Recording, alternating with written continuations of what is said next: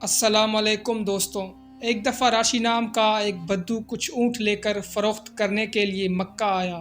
ابو جہل نے اس کے اونٹ خرید لیے، مگر قیمت ادا کرنے میں ہیلے بہانے کرنے لگا۔ راشی اونٹ تو ابو جہل کے حوالے کر چکا تھا، اب وہ ان اونٹوں کی قیمت نہ حاصل کر سکا تو قریش کے مختلف سرکردہ لوگوں کے پاس گیا۔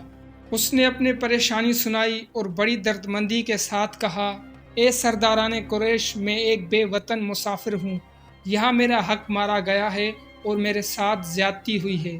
تمہارے ابو الحکم بن ہشام ابو جہل نے میرا حق دبا لیا ہے، کیا تم میں سے کوئی ایسا ہے جو اس سے میرا حق دلوا سکے؟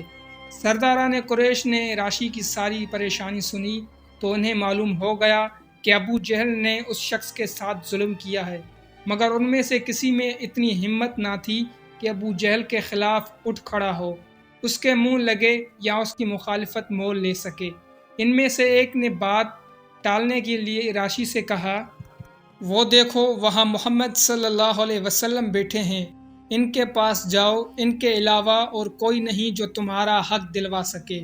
یہ مشورہ دیانت داری کی بنا پر نہیں بلکہ مذاق اور استہزاء کی نیت سے دیا گیا تھا، مگر راشی کو یہ بات کیسے معلوم ہو سکتی تھی؟ وہ ستم رسیدہ سیدھا ہمارے پیارے نبی صلی اللہ علیہ وآلہ وسلم کے پاس پہنچا، اپنا ماجرا بیان کیا اور مدد کا طالب ہوا۔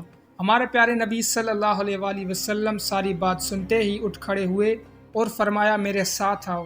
سرداران قریش انتظار کرنے لگے کہ دیکھیں اب کیا ہوتا ہے۔ ہمارے پیارے نبی صلی اللہ علیہ وآلہ وسلم وہاں سے چلے اور راشی کو ساتھ لی ابو جہل کے گھر پہنچے۔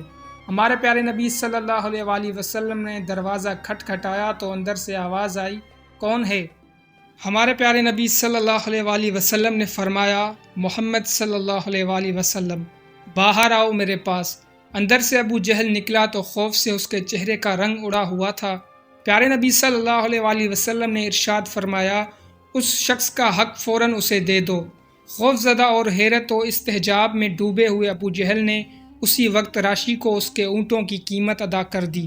راشی خوشی سے پھولا نہ سمایا، اس نے واپس آ کر سرداران قریش کو سارا ماجرا سنایا تو وہ حیرت زدہ رہ گئے۔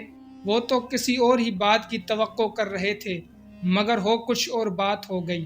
راشی اپنے اونٹوں کی قیمت لے کر چلا گیا تو تھوڑی دیر کے بعد ابو جہل سرداران قریش کی اس مجلس میں آ پہنچا۔ اسے دیکھتے ہی انہوں نے طعن آمیز لہجے میں کہا، بدبخت، تجھے کیا ہو گیا؟ ہم نے آج تک تجھ سے ایسا نہیں دیکھا جیسا آج تو نے کیا۔ ابو جہل نے جواب دیا، کم بختوں، وہاں کا واقعہ یہ ہے کہ جب آپ صلی اللہ علیہ وآلہ وسلم نے میرا دروازہ کھٹکھٹایا اور میں نے آپ صلی اللہ علیہ وآلہ وسلم کی آواز سنی تو رعب اور ہیبت سے میری حالت ایک پتلے کی سی ہو گئی۔